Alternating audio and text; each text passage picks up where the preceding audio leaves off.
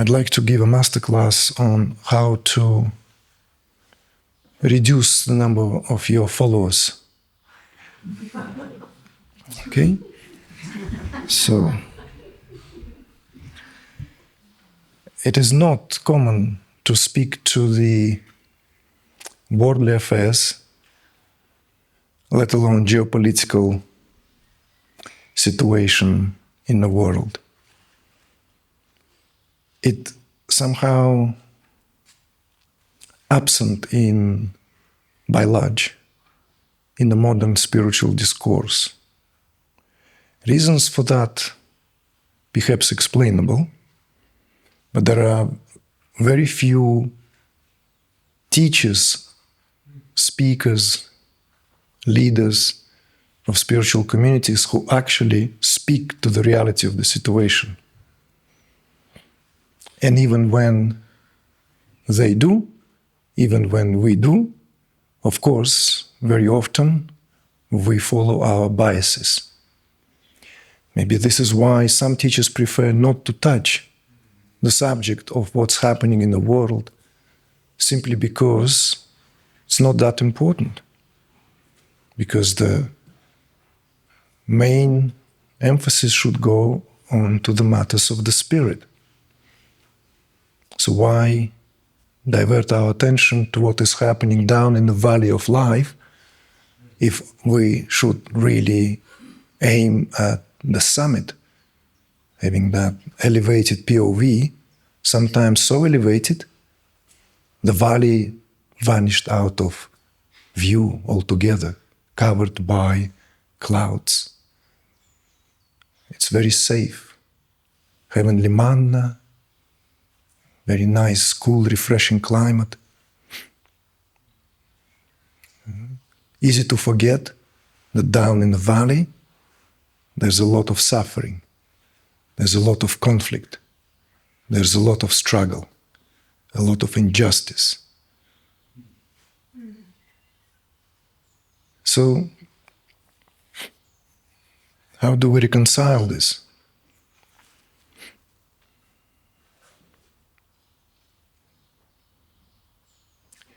If the philosophical platform taken where the world is just an appearance, the universe itself with all its planets, let alone villages and cities,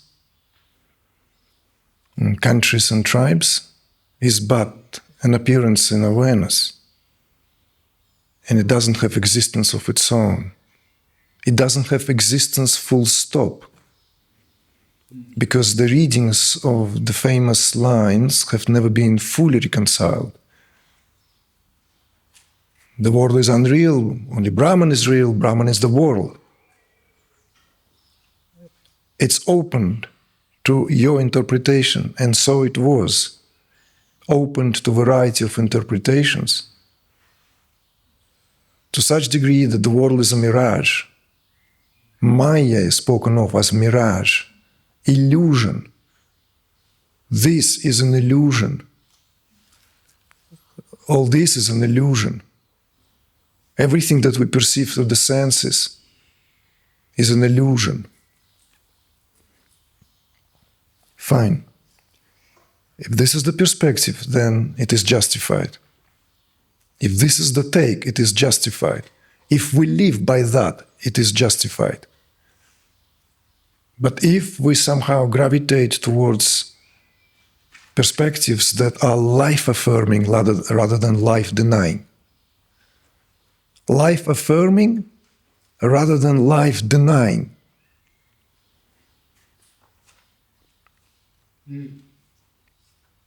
this also begs necessity to bring into the discourse what is this platform, in addition to what we have spoken so far. There's a term in Sanskrit, specific term. There are two principal approaches. Two principal approaches, really, if we narrow them down. That of discrimination, distinction. exemplified perhaps the most succinctly and famously, notoriously, through the work of Adi Shankara, known as Viveka Chudamani, the cursed jewel of discrimination. And it is through discrimination, through peeling of the layers, discarding, discriminating throughout, that the approach is known for. And there is another approach as a complementary approach, which is radically different. It is that which, effectively speaking, reconciles everything in the spirit of all-encompassing it, all its parts, into the whole. In other words, nothing absolutely here is discriminated, nothing is denied. Samarasaya, it's called. Samarasaya. This is approach when we unify rather than discriminate. The goal is the same in both. Let's not make a mistake. The goal is the same in both approaches, ultimately. But this approach that is taken here is that of unifying absolutely everything. In other words, nothing that is not part of the whole and therefore has this, what contains within itself, within its part, that reflects the whole. Out of that, very different philosophy for the householder is woven. That where human life, human existence, existence itself, coexistence therefore, is seen not as an epiphenomenon. It is seen as a responsibility which is squarely falls back into one's own hands and one's own hands only. Because Shiva is Jiva, is another one of those postulates. Shiva Shakti, Shakti Shiva are the cornerstones. This is where Tantra unfolds. Prakasha and Vimarsha need to be understood. And we need to go back to it as many times so it no longer poses any dilemmas. Just as I have mentioned the other day, when I was hearing the feedback given and in a form of an inquiry at the very same time, I had to stop the questioner, saying Shiva Shakti is not duality. Shiva Shakti is a dyadic, creative relationship of unity. And in addition to that, Shiva is Jiva and Jiva is Shiva is very important to understand as well. So which means affairs of the world, affairs of the people are as important. So therefore, when at the beginning of the immersion, in its first ensuing days in Poland, some 2 years ago, or 2.5 now, when I said I stand with Palestinians, I have carefully chosen my words. So therefore I begin this discourse with the words, I stand with Iran. This, I make it very clearly and unapologetically, and I will build from here. Why? Why I stand with the Republic, Islamic Republic of Iran. In this case, as the events in the world unfold, as we safely here enjoying the container of spiritual retreat. Because it may be an exaggeration, it may be a war of words, it may be just business as usual, and there is always war for our mind. It may be that all this, just what flies out there, is simply to distract us from the real job. However, along with that, there is an eminent possibility that whilst we here gather together with certain intentions, there could be literally a start of the Third World War as we speak, before we even exit the immersion. And these are not just kind of like scary thrown epithets to make you feel uneasy, like what is the teacher now? What did he smoke this morning? Or what did he have for breakfast?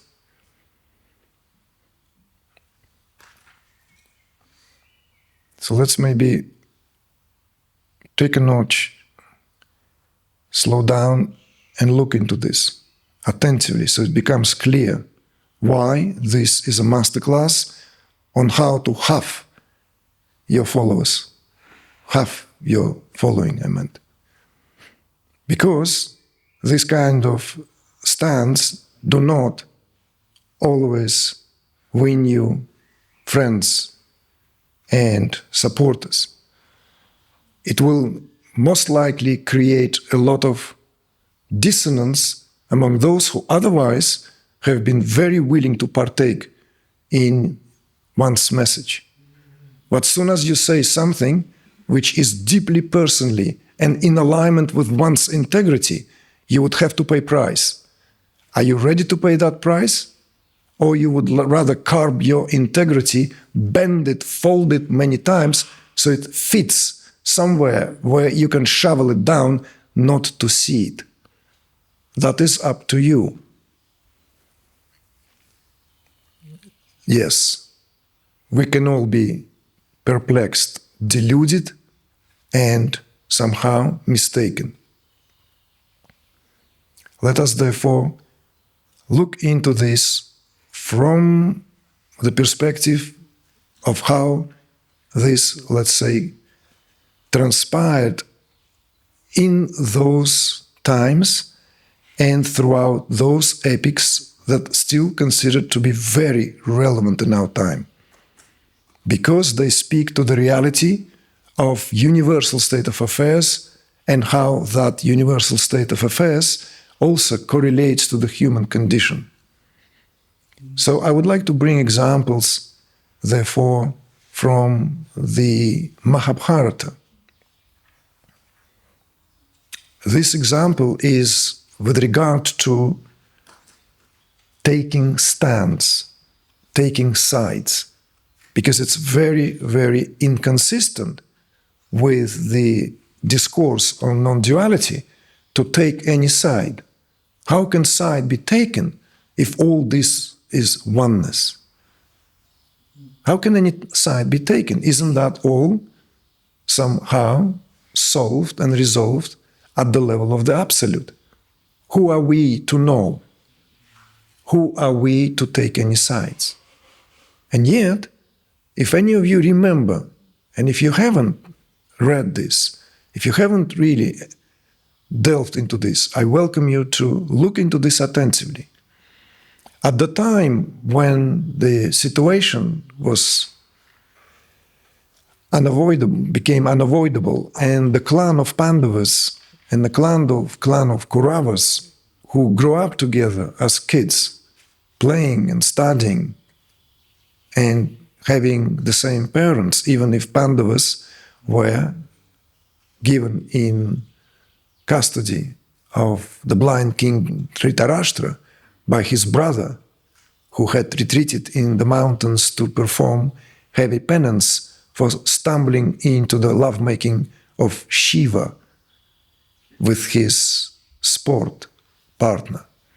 And that, of course, was unacceptable. Therefore, he had to delegate all 5 of his children, all 5 Pandavas, to the care of his blind brother, the king Dhritarashtra. We know the situation has occurred when suddenly the differences between the cousins reached the point of no reconciliation. And that's the leitmotif of the whole battle of Kurukshetra.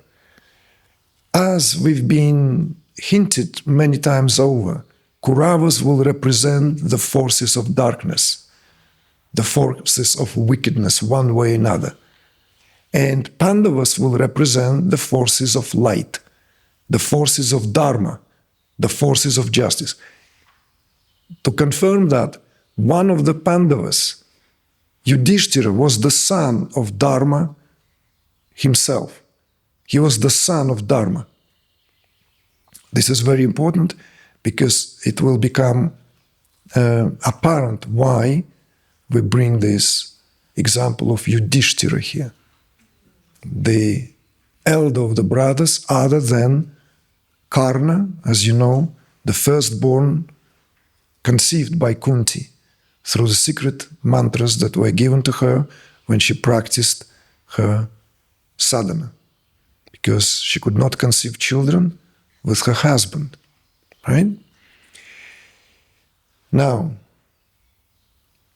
when all shove came to, push came to a shove, and the battle became inevitable, the polarization began.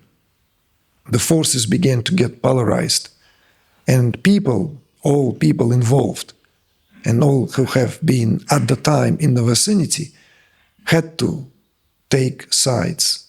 They were given choice which side to take. And it just happened that some of the people who played key roles in, let's say, tutoring, educating both Pandavas and Kauravas when they were young, like the teacher of archery, martial arts, and all the rest of it, the art of warfare, because they were Kshatriyas, let's not forget, they were princesses of a warrior class. Drona was pulled to the side of Kauravas. Why that is? Because he was at the service of the blind king Dhritarashtra. So he had to take that side, for whatever reasons that is. Not only that, the great Bhishma had to take that side as well. The great Bhishma, the great warrior. Now, Krishna, of course, was amidst all these happenings, and we know that he's an incarnation of Vishnu as one of the Mahavatars, and he is a unique incarnation of all the Mahavatars. Why unique? We have spoken about it before. Krishna is the only incarnation that knows his nature. He is not, in other words, his essence is not concealed from him, as in the case with Rama or even Buddha. Buddha didn't know he is an incarnation of Vishnu. He had to master it all by himself. Yet Krishna here comes as a God in human form, fully fledged. It's just this important adjustment so we don't get lost in speculations that what if Krishna didn't know? No, Krishna, he is an absolute. And he's the friend of both Kauravas and Pandavas. He was around all the time. If you read the Mahabharata, he's there. Finally, he's the best friend of Arjuna. And the choice was given to the brothers, cousins. Someone would be given the choice between Krishna's army and Krishna himself. They cannot have both. Throwing the dice, the first choice fell on Kauravas. And of course, they thought, well, I'm sorry, important adjustment, very important adjustment. Krishna draws the condition. He states that you have to decide. If you have my army, you will have my army, but I will not fight. So I will go to the side where my army will not. So when you make that choice, make it being fully informed. Decide attentively. What would you prefer? And Kauravas, of course, exercising the first choice, they decided, based on their mental calculation, well, What's the point to choose Krishna even though we know he's God? Or somehow know that there's an incredible power that comes with him. If he said he's not going to fight, therefore they opted for Krishna's army. So naturally Krishna now becomes to be with Pandavas. Not only that, he becomes the charioteer of Arjuna, right? This setup, right? The charioteer rides the horses, and the armed warrior in that chariot, just doing his job, right? Like shooting the arrows. And his charioteer does the job. So what happens in the Bhagavad Gita, what happens in the Kurukshetra, is that although Krishna has promised that he will enter the battlefield on the side of those who will not be with his army, and he will not fight.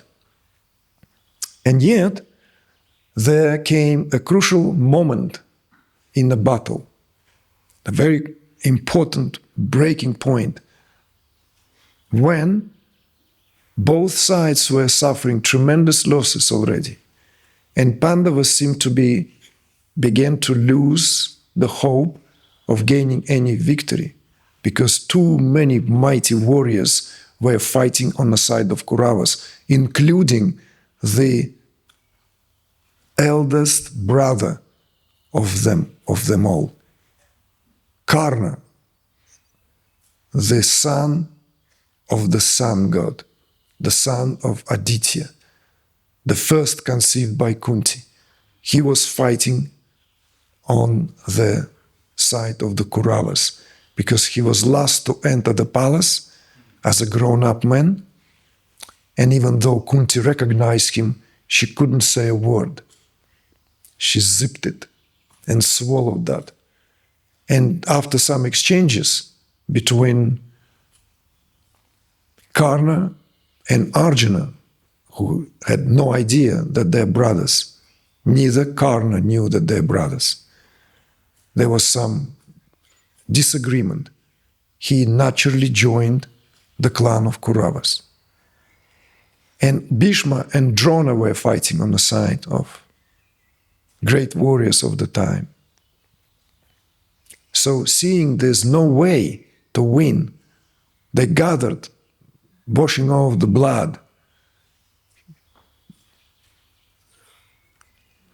patching up the bruises and applying ointments on the wounds, deciding what to do now, how to go about this. And then suddenly, Krishna comes and simply, quietly says, Drona is unbeatable. After all, he taught you all. He's a great, great strategist, tactician, and he's a warrior who, effectively speaking, has no one that could match him in a battle. But he has a son, Vishwataman, and he is a very loving father. So if we can break the spirit of Drona, we can break Drona. If we can break his spirit, comes from Krishna. And everyone's, what are you suggesting? What, we're going to go and kill Vishwataman? That's adharmic. That's not acceptable. Krishna, how could you, hang on a second, hold your horses. We don't need to kill Vishwataman. We will kill an elephant in the vicinity, known under the same name, and then spread the news. Bhima, one of the most powerful brothers in the Pandavas, without even saying a single word, runs away from the gathering, and with his mighty, whatever that is, club or whatever, kills that elephant on the spot. So all they need to do now is to put the word out. And it is delegated to Yudhishthira. You see? Yudhishthira. Yudhishthira is the son of Dharma. And he dig his heels. He said, how can I? I cannot lie. Because he needs to shout out to the opposing army that Vishwataman is dead. And that will suffice. He refuses to do that. He says, I'm not going to do that. That's adharmic. That's violation of Dharma. That's violation of integrity. And then Krishna leans over and whispers into his ear these very words that have been causing a lot of perplexion. My son, sometimes Dharma needs to be violated so as to preserve it. And so he absolves Yudhishthira from the gravely sense of guilt for lying. Because of all the beings of the Mahabharata, of all the characters, he was the most uncompromising. If you ever read this, particularly the last encounter when they all enter heaven, his encounter with the dog is the most heartbreaking. So Yudhishthira shouts out, comes out and with the white flag or whatever, so that he's not shot, and simply shouts, Vishwataman is dead. And the news reaches Drona, who is in his headquarters, resting, meditating, preparing for the next onslaught. And when he hears that news, being the father of, loving father of his only son, he collapses. In Peter Brook's rendering of the Mahabharata, it's portrayed very powerfully. There is this big bucket, huge bucket of blood-like substance. Perhaps the blood, we don't know. And Drona takes that, lifts it up with his powerful might, and pours that on top of his head, all covered in that blood. This metaphor, this is a pictorial, visual metaphor of basically Drona is gone. And indeed, Drona is gone. In the next battle, in the next moment when they enter the battlefield, there is no power in him to fight. And that's where the decisive moment on the Kurukshetra takes place, when the victory is secured for Pandavas. Reflect on this. This is absolute taking sides. Why? Because Pandavas represent the power of light here.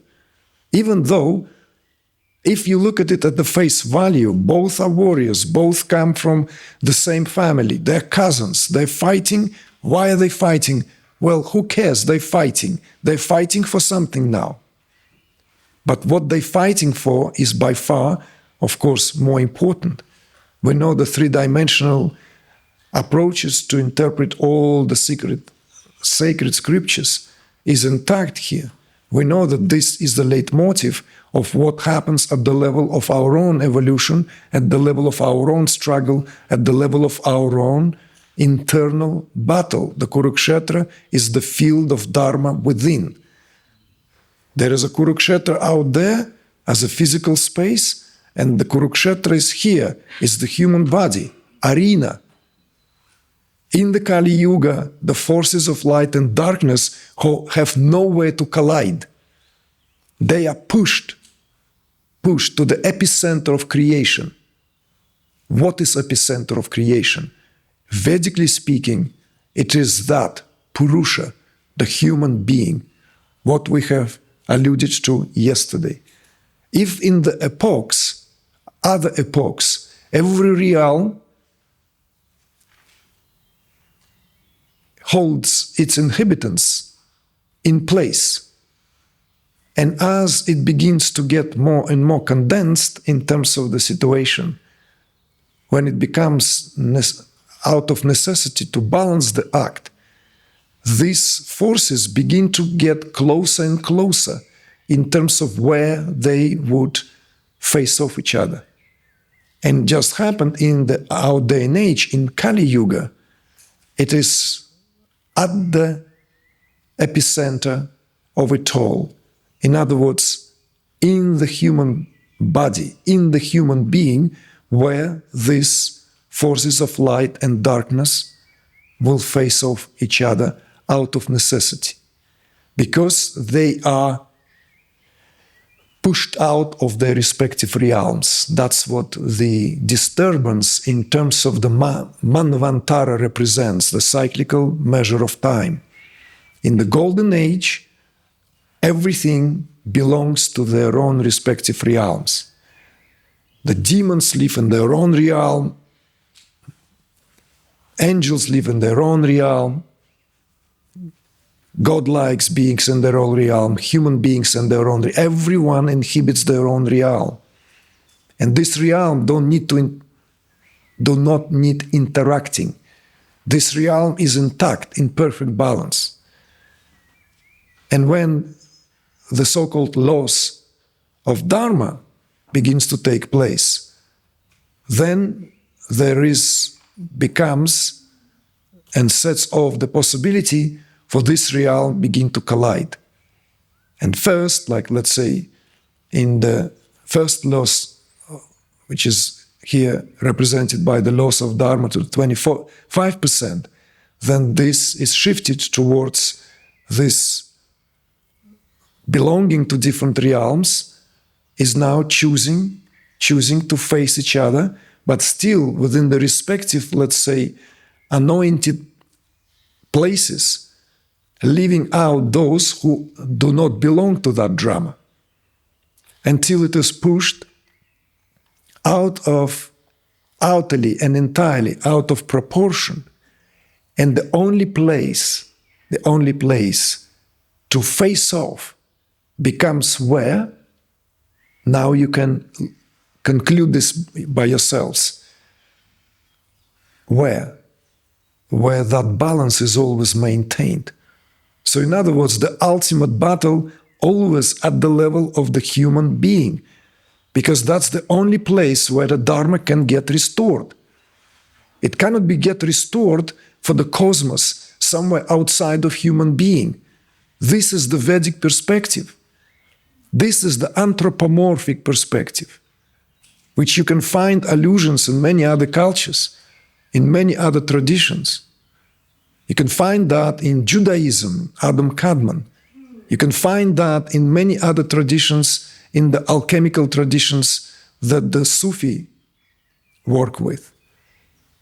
How the realm of angels and the realm of dark forces, they all fight for the soul of a human being. And the soul of the human being, of course, belongs to light and light only. It belongs to Allah in that language of the Sufis, in the Islamic tradition. So therefore, that last judgment happens always at the level of the human being. This is where all temptations, this is where everything is settled. Now, we'll pause with the example of Mahabharata, and I'll give you another example. I'll share another example of where that not taking sides is challenged, that perspective. And it goes even further back in terms of the origins of time.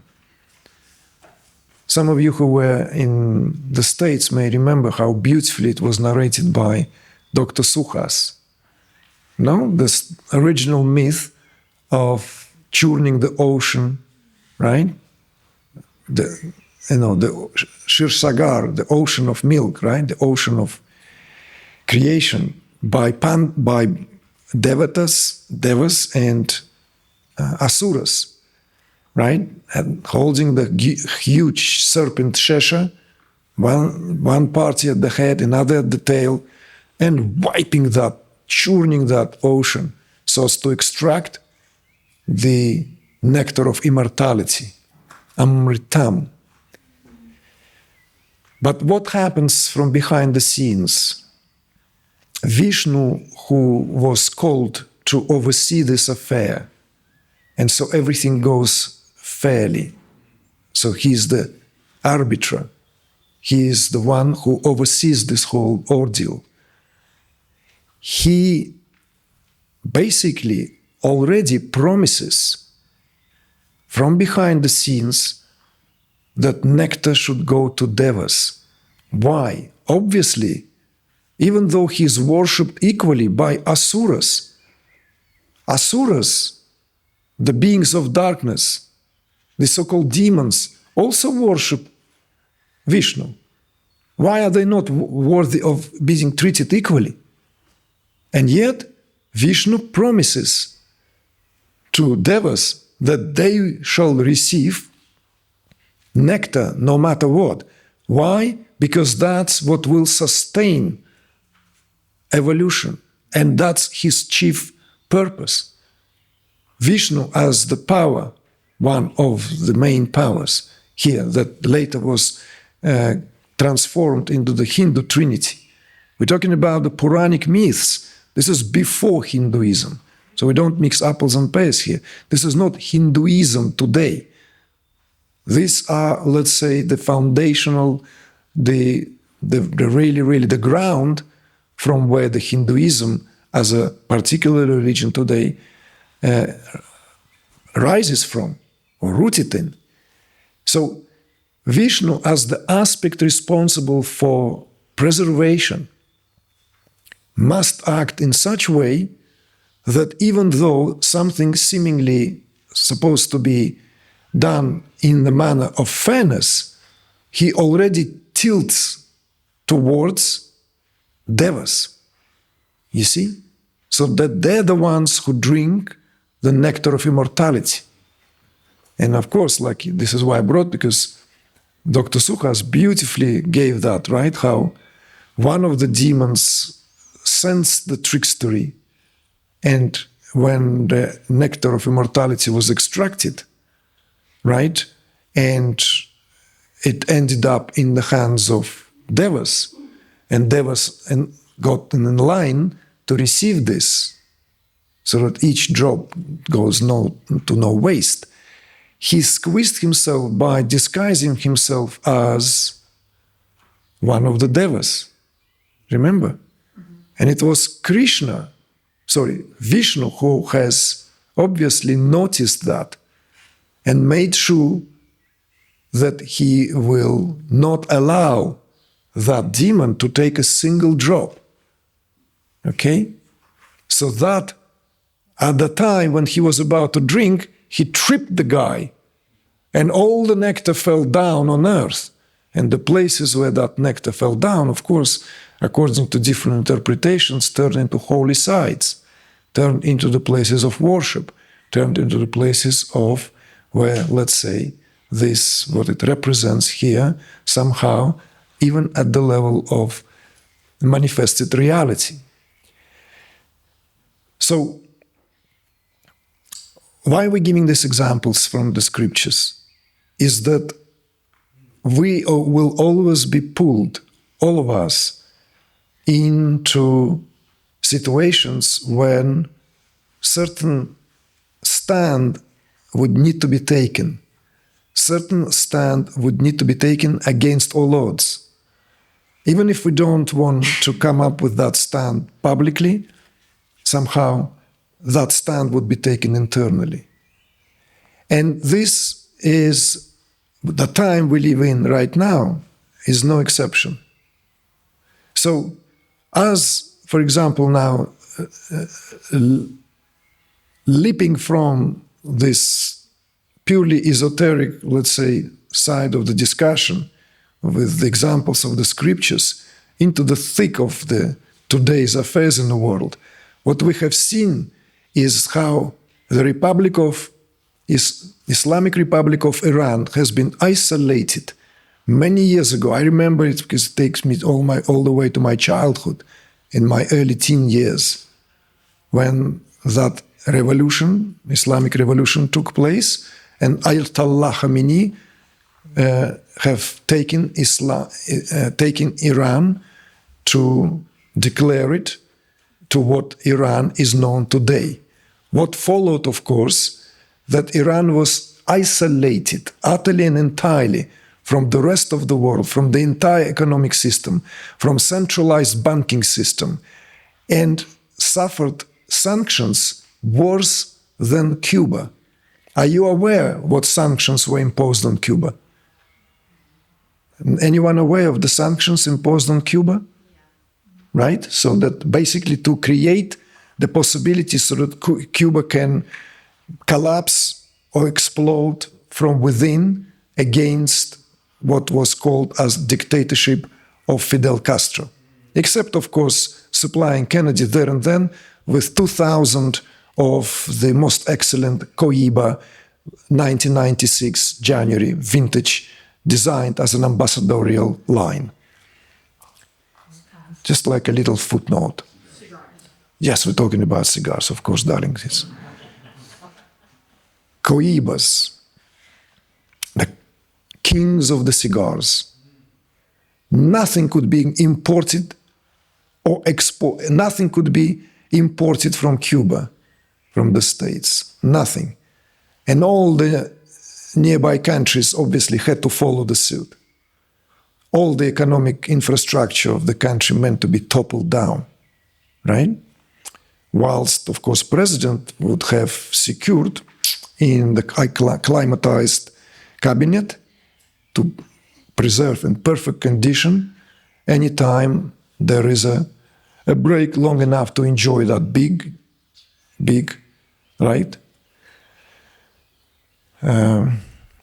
Whatever.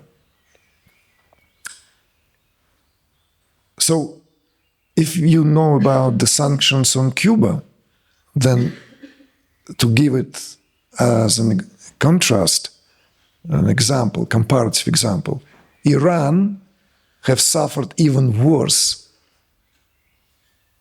sanctions with one goal: isolate Iran utterly and entirely from the rest of the world, and so sooner or later hoping it will collapse within from, well, leading to, obviously, economical conditions where people will rebel against the regime so as to overthrow it, because it was very difficult for CIA and Mossad to penetrate and take Iranian government down, as it's done easily in many other parts of the world, repeatedly by the book.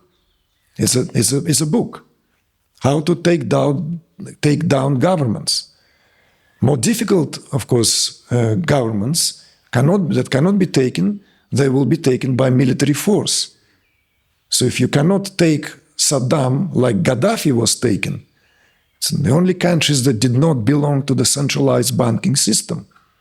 They were not part of the conglomerate of the centralized economy, which is all runs on dollar and the domination of the Zionist organizations to keep utter and entire control of the entire geopolitics of the world, so as to distribute the wealth as it is considered to be fit, including completely and utterly buying the entire leadership and elite of all the wealthy Arab countries, starting with Saudi Arabia, Egypt, Jordan, and Turkey, who all are nothing but satellite and vassal states of the United States and Israel.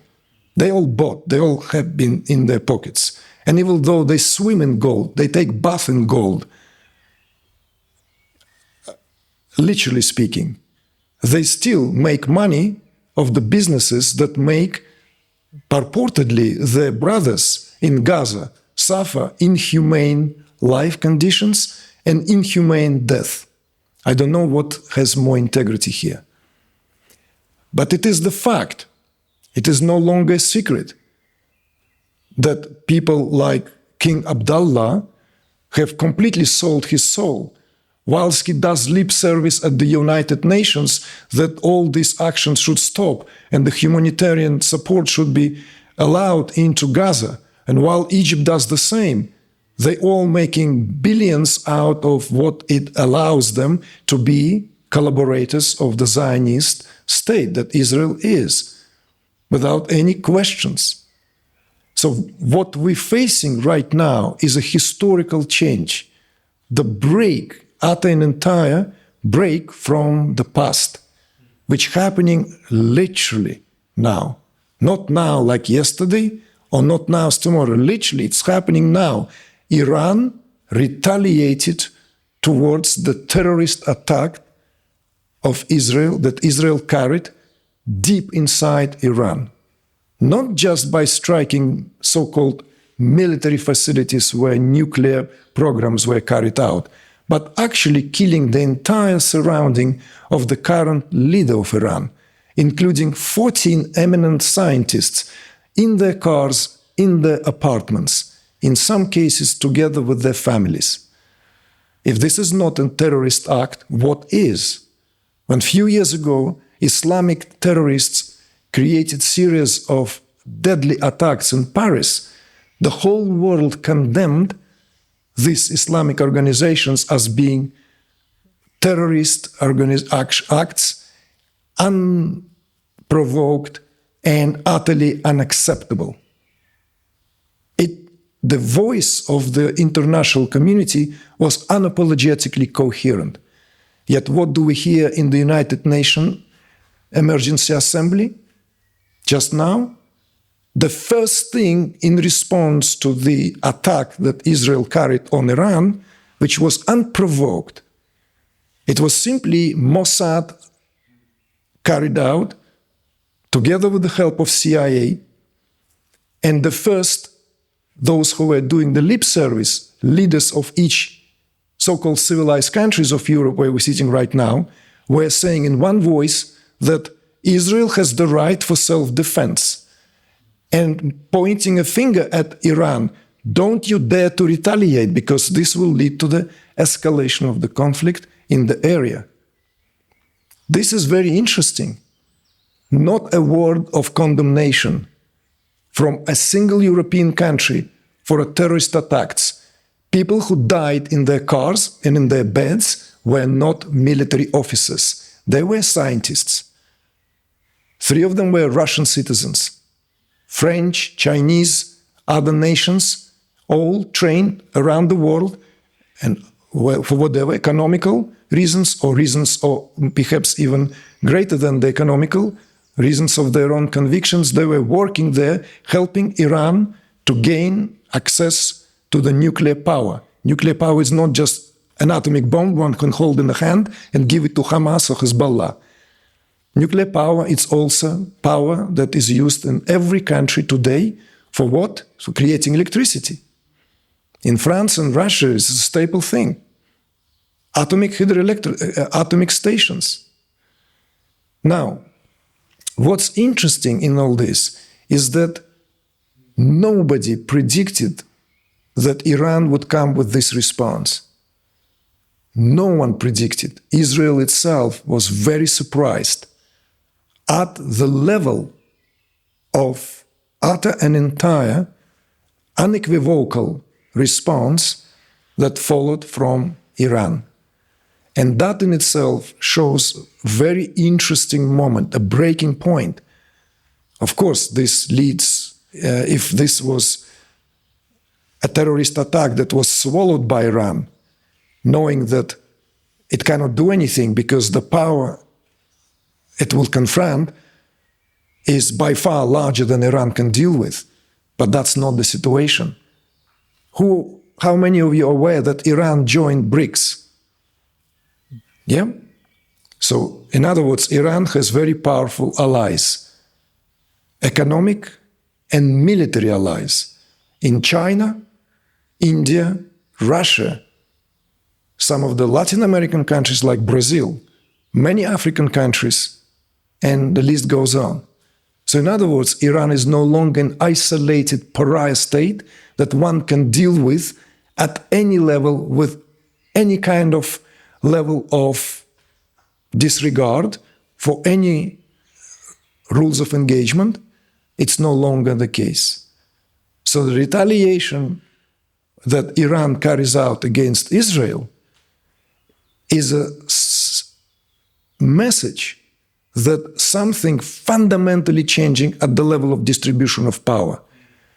It is the call, above all else, to the superpower in the United States that there will no longer be underdogs, there will no longer be do as I say, or else.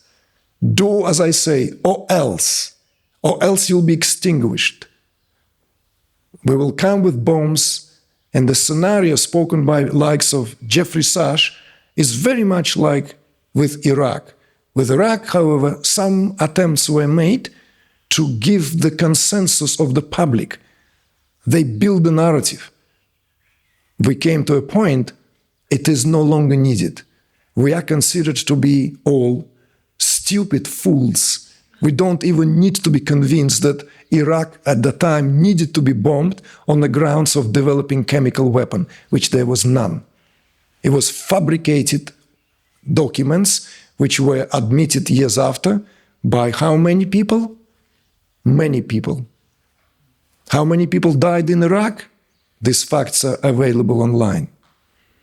From bombing, carpet bombing, civilians died. We're not talking about soldiers who were forced to fight on the battlefield.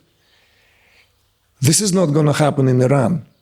And that's why it makes it so dangerous. Because China already issued a very, very unapologetic message to both Israel and the United States. De-escalate. Do not escalate. De-escalate. Stay where you are. Do not enter the conflict. That's the message that comes from Prime Minister of China. Stay where you are. Do not dare to enter the conflict here. Let Israel, as some very eloquent speakers said, sleep in the bed it made for itself, where it lives in direct proximity with neighboring countries, which is all Arabs. How is it going to see itself into the next and next and next generation? Is it going to be always relying on the power of the United States? I don't think so. United States has its own problem and will enter the era of rehabilitation, rebuild, hopefully without civil war. Indications are quite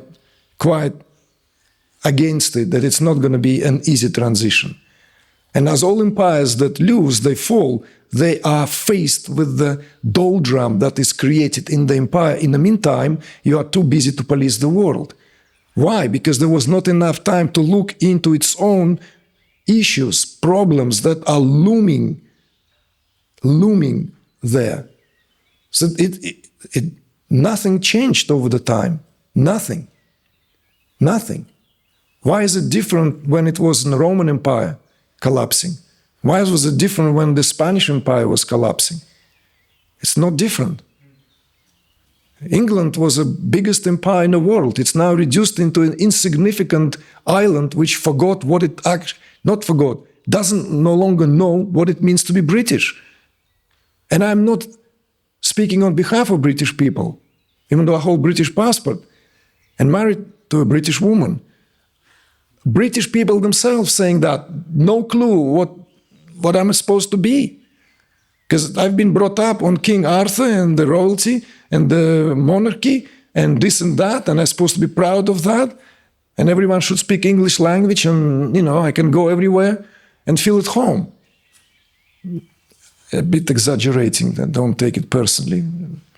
Anyone from the beautiful country that we all love, England is lovely in the summer.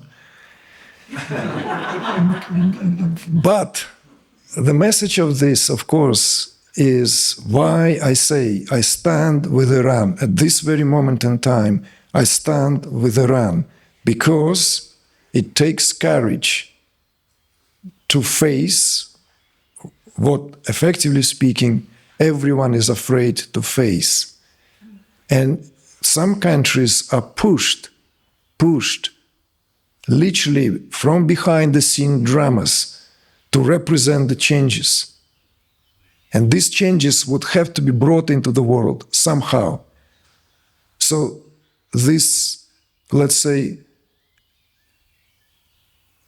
supremacy that is based on literal, stupid interpretation of the Bible in its literal terms, that today is used for geopolitical gains, where Israel is that spearhead to conduct and have a strong foothold in the Middle East for the economical reasons, above all else, in most immediate cheap access to the oil, and so that people are ready for Armageddon any time because it's written in the Bible. And because Israel apparently is a piece of land promised by God himself, along with the fact that people of that land are God-chosen people. The core principle of Zionism, God-chosen people. Whereas it has been already suggested by me many years ago that Israel is a spiritual dimension spoken of in the Bible, never a piece of land. And yesterday in a casual conversation with my close associate, I said it's like deciding we're going to make a country called Nirvana or Samadhi. We'll decide where it will be located geographically and we'll have the rights for it. Yeah, we'll fight for it with teeth because we are God-chosen people. So the term children of Israel belongs to absolutely every human being because it's a children of that spiritual dimension. That's what Israel represents in the Bible. Or else Bible outlived itself, let's replace it, rewrite it. Yes, I mean it. Rewrite the Bible if it's device people and causes tremendous suffering century after century after century. Enough is enough. End of this discourse. For me, it was important, and I said it's a masterclass because if any of us think that we can enter into any field where we will not be asked for staying to our convictions, to staying in line with the integrity that we decide for ourselves, we're kidding ourselves. You want to stand in your sovereignty, there has to be this capacity to do that, no matter what. And the time has come for us to do things no matter what. This is being in living life in alignment with values, with true values. And may I add something? That includes also if we want to stand consciously opposite of what, let's say, I'm saying, stand with this and stand with that. Heroes of the Bhagavad Gita, they were heroes. Bhishma was a great warrior, yet his duty was to die there, just as that of Drona, just as that of great other warriors like Karna, on a side which basically was the wrong side of history.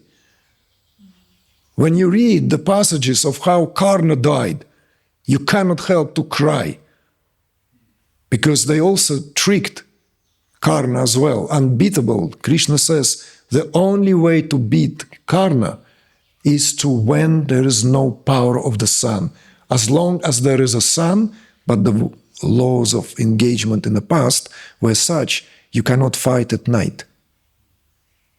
Ancient people held this true. Why? This is very interesting. There are times when you cannot kill. You cannot kill your enemy when they eat, when they sleep, or when they are relieving themselves. See? The people of the past, warrior class, were educated very well enough never to do that. Because warriors were not terrorists. They don't kill just to kill. They face each other in the battlefield. So of course, as soon as the sun goes down, all military engagement is withdrawn. And it starts with the early rise of the sun. So Karna was unbeatable. And the sun solar eclipse was approaching. And Krishna said, we can't lose this moment. That's the moment when Karna will have no power. And indeed, the arrow Shastra, rather, was shot at the Karna's chariot, the wheel of his chariot, just as the solar eclipse was approaching. And as the discus of the sun started to get covered by the shadow of the earth, Karna gone down from the chariot to repair the wheel, and suddenly his body overwhelmed with tremendous heaviness. And at that time, he was slaughtered by many, many arrows. And